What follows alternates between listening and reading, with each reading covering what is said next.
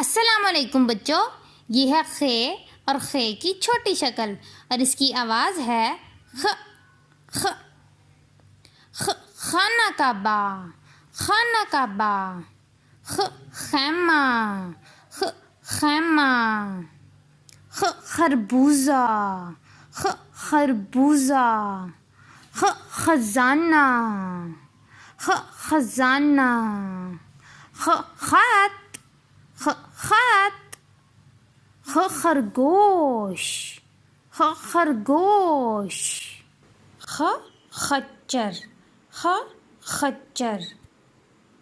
آئیے دیکھتے ہیں اب خے کو لکھنا کیسے ہے۔ ہے ہمیشہ لائن کے اوپر سے سٹارٹ کریں گے اور اسے لکھنے کا طریقہ ہے slant up, across, around, pencil lift and one dot. پھر سے لکھ کے دیکھتے ہیں slant up, across, around, pencil lift and one dot.